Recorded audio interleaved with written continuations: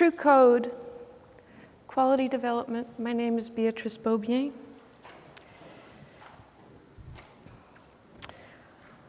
I'm a Toronto certified developer and an FBA member. I started my FileMaker development company i2i 22 years ago. Before that, I was trained as a project manager, and I'm presently the FileMaker project manager at a large pediatric hospital in Toronto, the Hospital for Sick Children. And I'm responsible for half a dozen FileMaker servers, more than 500 users, and about 130 FileMaker applications.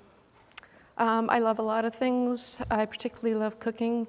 I love baking, and I love growing things in the garden, particularly herbs.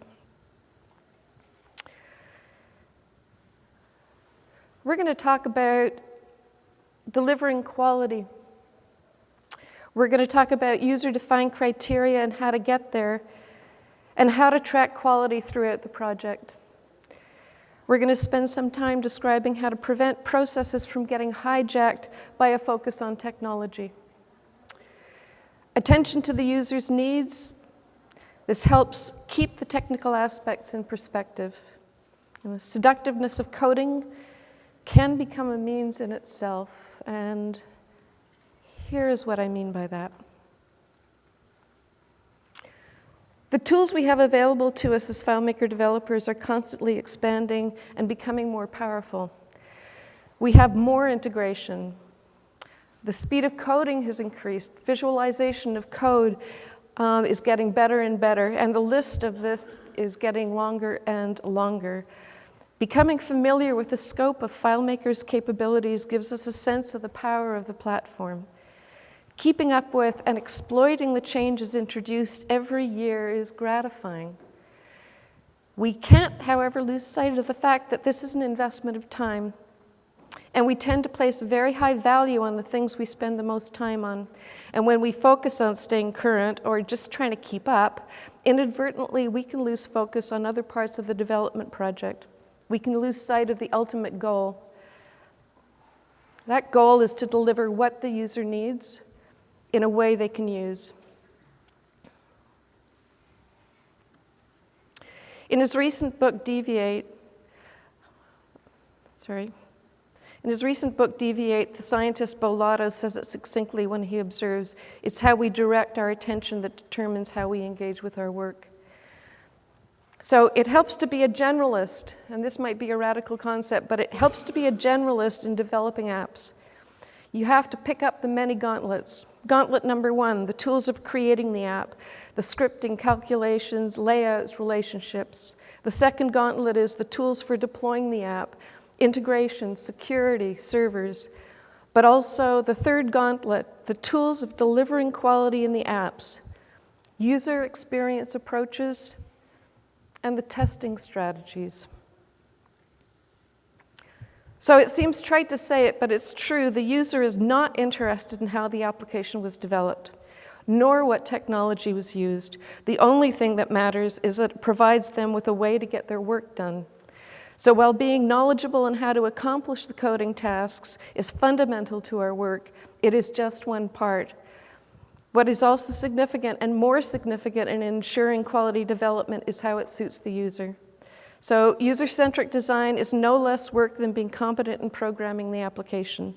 It takes a dedication in grappling with user needs and how these have to work with the business needs. Without this dedication, satisfaction with what we have done is jeopardized. Sometimes this truth only comes home when things go sideways, when a project checks off all the technical requirements but fails for the user. Deep familiarity of systems and code can conflict with the goal of designing for the user. The more elements a project entails, the more our focus can be directed to the systems or technical elements and away from our ultimate goal of user-centric, business-conforming application, and this is not uncommon. So why belabor this point? It's because the consequences of neglecting it impacts the project's success. Conforming to the needs of the data layer, the integration considerations, deployment, and security is clearly crucial in bringing the project to a close. And happily, we're also getting more advanced in introducing user experience considerations, although we often still leave it as a last consideration. But assuming the business logic will somehow fit in with all of this can lead to basic structural and project missteps. And the following slide is what I'm talking about. I'd like to briefly walk through how this went wrong. And in case anyone assumes this is an outlier case, it is not. In this example, the application architecture is put into place. Everything fits. We may be tempted to say, I have done this before. I know how to make it work. But every business case is different. Your users, particularly users tasked with a distinctly new business process, will be presenting you with a new challenge. Shoehorning the business logic and the user experience late into the application you have already created, this privileges the technology and not the user. And the users and business needs are paramount. There's a flip side to this. Similarly, focusing on user interface without being careful about the underlying code creates a lopsidedness. It creates a fragile, difficult to maintain app that can be a challenge, actually will be a challenge to support. So illustrated is what's referred to as a cross-stitch. The pushing cross-stitch mess on the backside illustrates a project that groans under the technical debt of a coding mess. Getting the balance between the user experience issues and the code right, this is not just a philosophical issue. It makes a very good app into a great app. So fortunately, there's an approach to getting the balance right, and it's called quality software development. So I'll begin with an explanation of terms. Quality is fitness of purpose. The worth of a quality product or service is high, it is valued. Ensuring quality means designing the strategy at the very beginning of the project, monitoring it throughout, and developing a method to ensure it was actually delivered. And this session describes how to do that. So, quality management begins with standards proven to work in software development. And I'll be using the term user experience, abbreviated to UX, a lot. And here's a brief description. How a user experiences an application is UX. This accompanies everything that gives rise to it. All the elements of the user interface, how the underlying code gives rise and supports this, and how the system supports the code, and the environmental considerations. So generally, UX in shorthand in our everyday parlance is put forward to mean the user interface, but it actually runs far, far deeper than this. It includes every aspect of the application that touches the user's perception as they use it. So the sketch prototype, which I'm going to be talking about, it tests the developer's assumptions about how the application could work. And this is a basic UX starting point. This process is the same as beginning the work for any other piece of technology, be it a medical device or simply a better bike. And these processes have been refined over the past 10 years.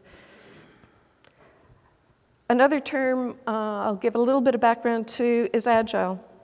So Agile methodology is another industry standard method, and it dovetails into UX effortlessly. So what do we mean when we talk about Agile? So does anyone in this room use Agile in their development projects? Yeah. For those unfamiliar, Agile gives structure to short iterative cycles of development, and it has the following characteristics. It places a very high value on rapid delivery of features into the user's hands. Very short sprints of development delivers a feature ready for production, and the sprints include user testing before go live of that feature. So, as you can see from this description, the typical rapid application development in FileMaker is well suited to Agile methods. I'm going to be including a list of Agile resources at the end of the presentation, and I highly recommend that you become familiar with it. You'll find that it enables your development. So, how do we go about introducing quality into our work? The following slides take each phase in turn. So, the process designing for quality, this is part 1 of 3. Very similar to what you would normally do when you begin a project. You do the needs assessment. The identification of the users. Very, very importantly, the pain points of the users in their present system. Identification of business needs up front and early. System considerations, the environment that the application has to exist in. And then finally, what new capability are they coming to you for? Team building is a valuable tool in pulling together all of these.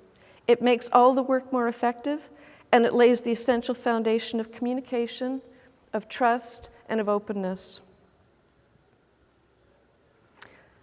Designing for quality, part 2.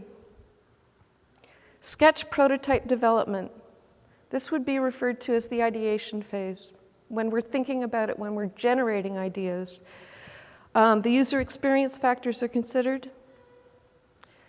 The business rules are incorporated into the sketch prototype. The deployment considerations obviously have to be part of this prototyping. And very importantly, at least 2 sketches are offered for every small feature chunk to stretch the developer to consider as many alternate approaches as possible.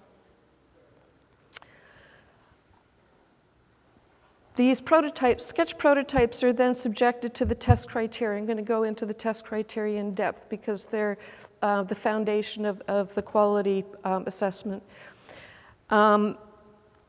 One of the questions that we're asking throughout the project is, has the criteria shifted either in the sketch prototype phase or in the preparing for the production and go live? And the other significant aspect of the testing is the testing iterations continue until the user is completely satisfied. So part 3, the production version is created. It's based on the preferred prototype. Very often it might be a hybrid between the prototypes that you've presented. And then we go into the production testing and the compliance with the quality criteria. If it does not give perfect answers in the testing, it's important to investigate why and to revise and test again. And it's moved into production only after a clean test result. So I have strong feelings about how one does a prototype, and I'm going to give my justification for that. So when I talk about sketch prototypes, I'm talking about lo-fi. And we're after just a rough depiction of the functionality, and it's important that it be fast to produce. And I'll tell you why. The rougher the better, as if the user becomes attached to the look of the prototype. This defeats the purpose of seeming unfinished and open to reinterpretation, and that is a key element. It's always a consideration in FileMaker development. As the user, given what we might consider to be a very rough interface, just for evaluation purposes, may become attached to what they are used to. Has anybody experienced this? I have found it in my development quite common. And that's why I've decided that it is always better to start with a non-FileMaker tool. The disposable nature of crude sketches is also essential. This phase is best if the minimum of time is spent developing the sketches, and it isn't just the user that can fall into the trap of investing in the sketch. The developer might as well. The developer has to consider this work as something that can be rapidly generated and thrown away if it's off base. And I'm going to emphasize this point because I think it's really significant, and I think it's something that we lose focus on. So Bill Buxton in 2007 published a seminal book called Sketching User Experiences. And he goes into depth about how powerful the sketch prototype phase can be. And I'm going to just clarify how Bill Buxton describes sketches and prototypes. When he's talking about prototypes as opposed to sketches, he's talking about wireframes. He's talking about a more faithful rendering. He might even be talking about a minimum viable product. He's talking about something that is beginning to look quite close to what the user could expect in the production version. So the aim of the sketch, you can see his comparison here. The aim of the sketch is to evoke. It's to evoke discussion, and it's to explore ways of solving the task that the user is required to fulfill. So, non-committal, provoking, necessarily tentative, necessarily rough. Here's how I do it. So, pen on paper is my preferred way of starting. It lets me fall flat on my face if I realize I'm going to a dead end. It lets me think through ideas about how to approach the problem. It shows faults in my thinking before I invest the time to produce a more refined sketch prototype. And then after I've produced a very rough sketch on pen and paper for myself, I translate this into a semi-functional balsamic mock-up, and I'll talk a little bit about that.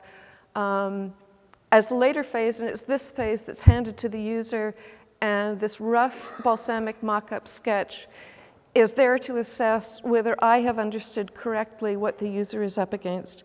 Balsamic.com has a thorough discussion about how the rough sketch gives much more power to the prototyping stage than a wireframe depiction. So reference to the web page is at the end of the session in my list of resources.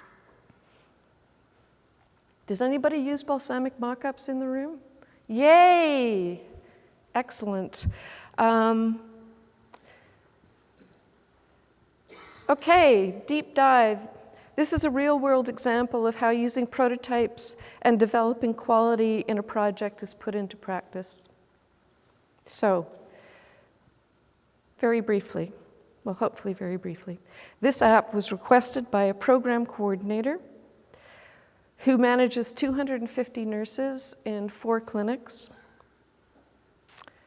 Human resources would ask her questions like, will your staffing levels be sufficient when we hit flu season this winter? And to be able to respond, the coordinator needed to have a bird's eye view of their staffing levels a few months in the future. So the new app needed to be able to do 2 things. It needed to be able to record all the staff working in the clinics with their full-time equivalents. For example, if a nurse is working full-time, they're 1 full-time equivalent. If the nurse is working half-time, that nurse is working half an FTE. And then they had to record how many staff were on leave on any particular date. And the leave of absences could be leaves they were taking presently or leaves of absence that they had been given permission to take in the future. And most of these would be parental leaves. They also could be for education, they could be for personal time, or they could be for disability or other reasons. The staff might take leaves of absence where they work only a small amount of time. This was the main challenge of this chunk of work. If they were taking long-term training over a period of 6 months, they might choose to work 5 hours a week, and this partial FTE needed to be tracked as well. So the work for the app was chunked into 3, and this helped thinking about the prototyping and testing in discrete steps. 2 sketch prototypes were developed for every chunk. So the first chunk, process for data entry. Second chunk, process for reporting. The third chunk, interface and navigation. So all of these sketches, as you will see, were purposefully created to be clunky, rough, tentative, the farthest away from a finished app possible while still being able to elicit feedback on whether the flow of actions would work for the user. So here's a tour of the process for the data entry chunk. And I told you it was crude. So this is the pen and paper. This is me thinking through, is what I'm thinking about even feasible?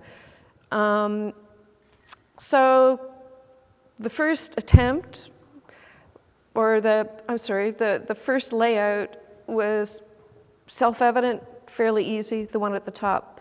I then gaily went and created a second aspect of this, which, looking at it, realized this is not going to work at all. Or, alternatively, I could make it work if they hadn't needed this application way before they ever came to me requesting it. So there was a certain degree of urgency, and I didn't have the luxury of saying, let's blue sky, design the perfect workflow, and I'll figure out the technical aspects of how to deliver it because I have the time to do that. Unfortunately, I ended up swerving into the one on the right because this was the one that I could deliver in a time frame that I thought was probably reasonable. And the reason that I had to swerve is that creating the grandchildren records would require a slightly different data entry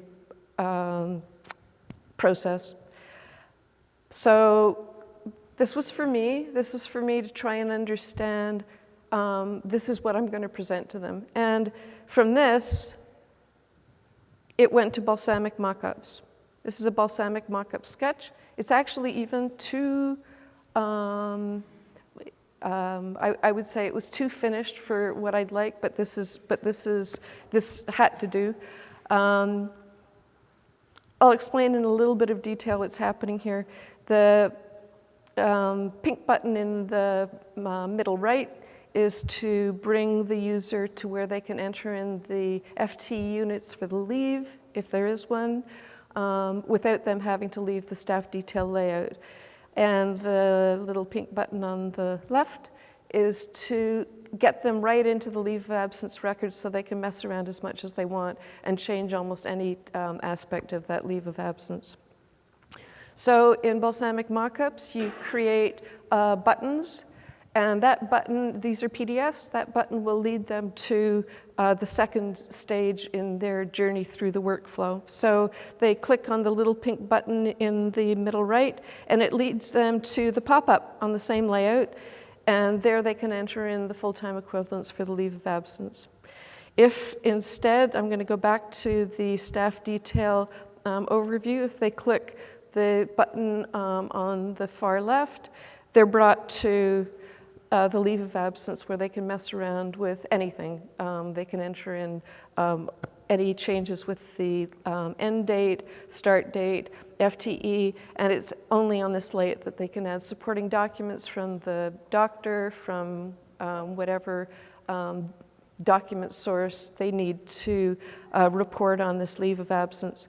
So the balsamic mockup goes to the user. The test criteria are asked of the user, and then if the sketch prototype actually works for the user from the testing criteria, it goes into production. And I thought, just to be complete, this actually did survive the user's testing, and it went into production, and this is what the staff detail looks like in production, and the leave of absence detail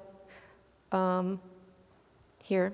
So that's a short walkthrough of the process.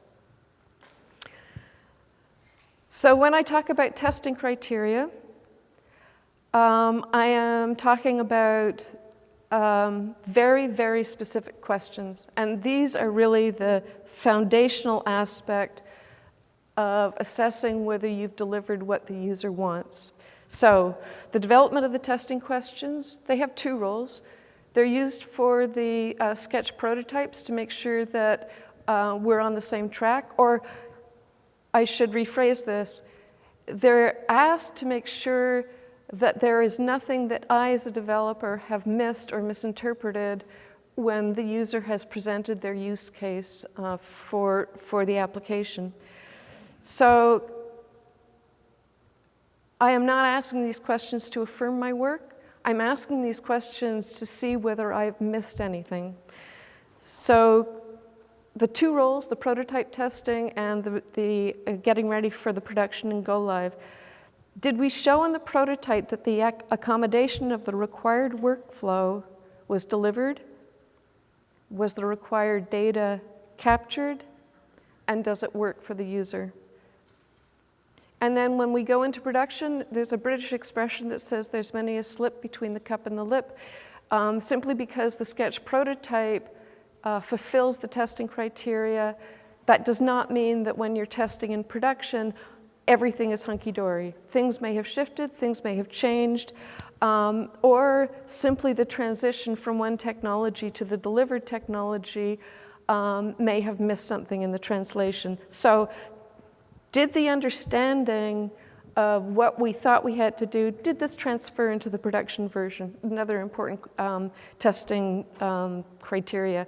And ultimately, will the production version pass the user acceptance testing, which is basically what this testing is the foundation of. So examples of testing questions, and this is just, you could apply this to any delivery of any feature. During the prototype testing, the questions provide feedback as to whether the user's needs are being fulfilled, and specifically they're designed to find out whether the flow of data entry works.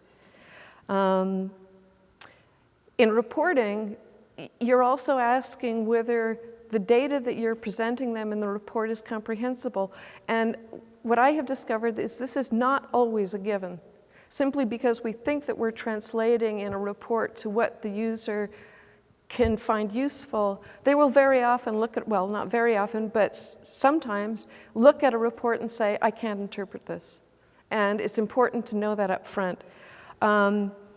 And as I said previously, they're the bedrock of quality assessment and the user acceptance testing.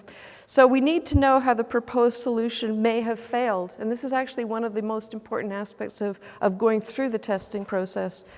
And we need to know any failure in as much detail as the user is willing to offer. And also not leading the user to possible answers, particularly not leading the user to positive answers. Positive answers are great, but they're not as valuable as negative answers. So user acceptance testing is designed to make it easy to see if the delivered functionality meets the quality criteria established during the prototyping. And this may sound really cold and metric-based, but it does provide a framework to measure quality. And this user feedback provides the basis for establishing the level of satisfaction, which is basically the aim of this exercise. So for the leave of absence feature, this is the roster of questions that went out. And if you read through, you can see it sounds almost as though I'm second-guessing myself. I don't simply ask, was the process easy to perform? They can gaily answer yes, but I also need to know if they thought it was easy to perform, did they also, however, experience any difficulties at all? And that's what I really need to know. And then I kind of hammer it home in the fifth question, which is, did this process meet your expectations? And only a satisfactory answer to every one gives the green light to go forward. For any of you who have been through a lot of user testing, things happen. Most commonly, and what I hear from my colleagues, and I experience it regularly myself, is the users do not have sufficient time to complete testing in a timely way. They may do a bit of testing, they may do some of the testing, they may do all of the testing, and it may take them forever. And it's important to go into it knowing that this may be an issue. User requirements may subtly or not so subtly shift. This is something that you have to know as early as possible, and that's one of the reasons that we go through testing. We want to know what the expectations, if they're remaining consistent. And a more troubling one is that only in the testing may you discover that the initial communication that led to the prototype sketches were misinterpreted. Or very often when you're dealing with someone who is extremely expert in their field, they may have been unclear simply because of a feature that is extremely common. It's called the paradox of expertise.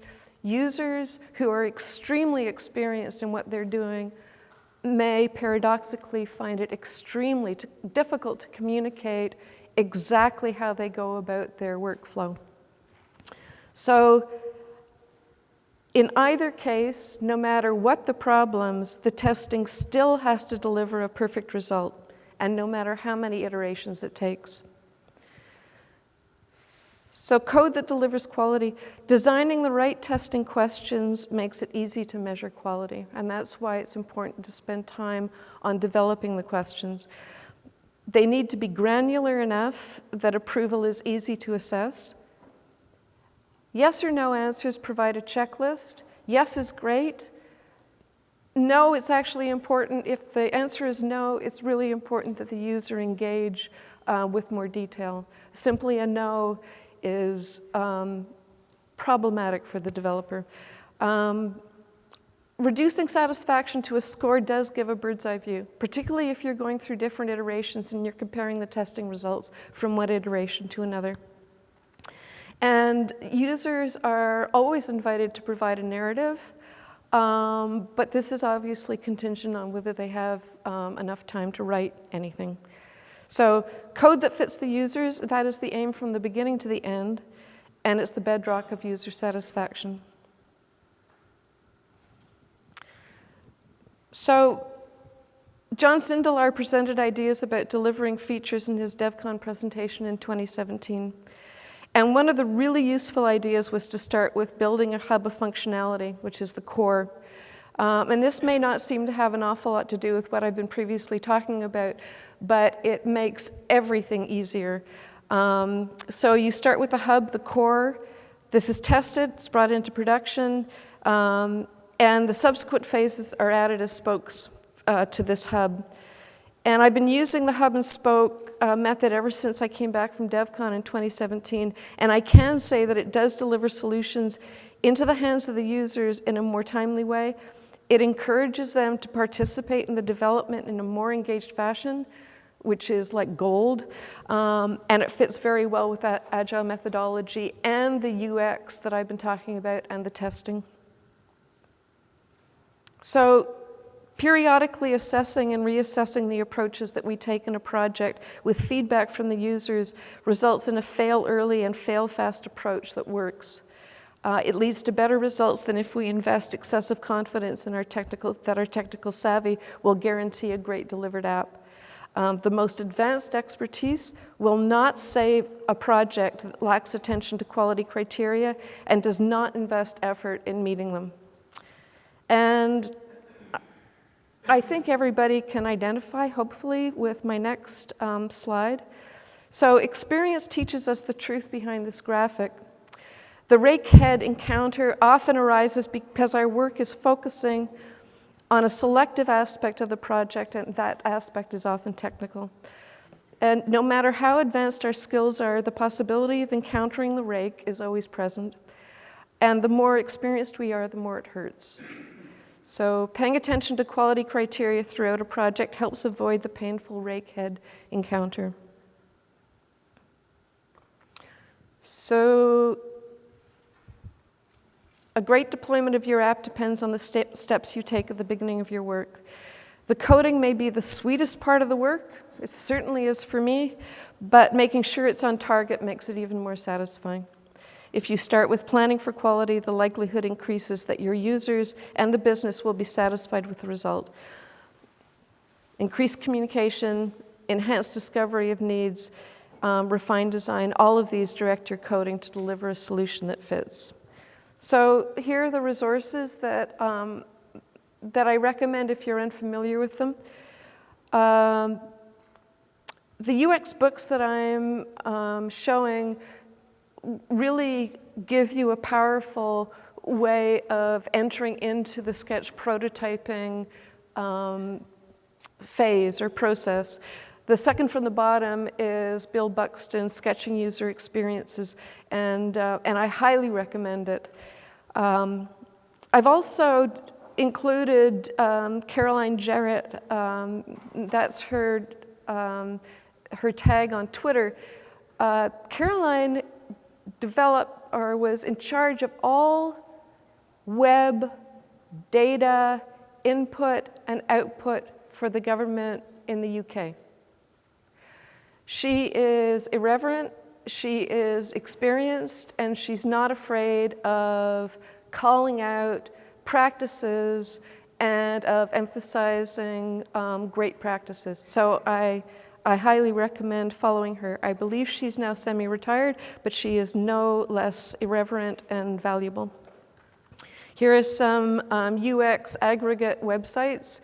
In these websites, you'll find lots of ways of getting up to speed if you're not familiar with UX, but even for people who are familiar with user experience, it's extremely valuable, and the balsamic reference is in the middle there. Agile references, again, these three are aggregates, and they are incredibly well organized, and they will help you get up to speed with Agile.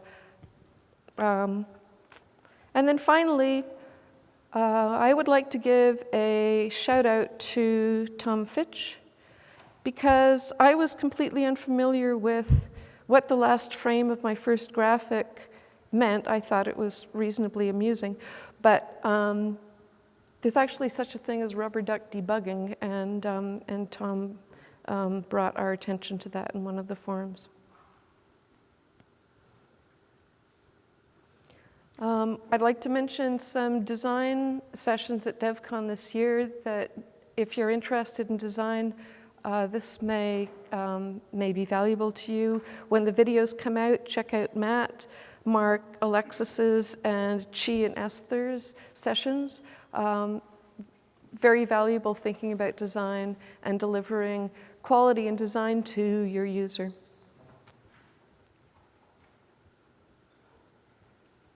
So the session updates will have updates mainly to correct grammatical mistakes, I hope. And please remember to fill out your evaluations. They're incredibly valuable to me, and I would appreciate it.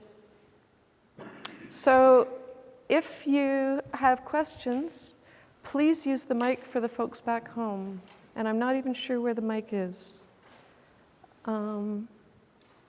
Yeah. So if you ask questions, I will paraphrase them so they're in the video, if there are any questions. Thank you. Thank you for coming. Yay. Oh, Jerry, come up to the front.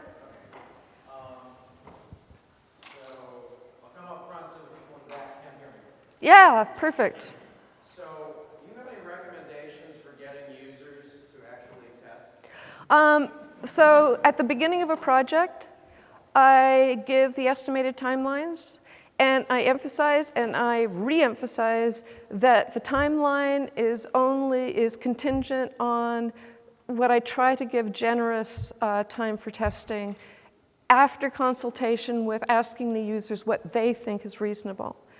And I get them to sign off on that, and I get their manager, director, whatever, VP to sign off. So the person who is responsible for their work, the people they report to, are also hopefully holding them accountable. That doesn't always work. But it's important that they know that that's the only way the project will be delivered on time. Obviously, it's not helpful if you have unreasonable expectations of users, and hence getting the users' input as to what's reasonable. So you actually go to the end users themselves and say, do you have this many hours to test? No, I say, to deliver this feature, I need 15 hours of your time. So that's the work that you have to put in. What's a reasonable duration that I would have to wait for you to invest that time? And you actually have them sign off on that, promising that in this 3-week period I will do this? No, they sign off on the entire project. So there's timelines listed with the resources to deliver that feature. And the resources needed to deliver that feature include the user's test time. Yeah. It doesn't always work, but at least everybody knows up front. If a project takes an incredibly long time to do, they'll completely forget that they committed that testing time. So it's something that should be reinforced. Yeah. Yeah, thank you. Any more questions? Thanks so much for coming.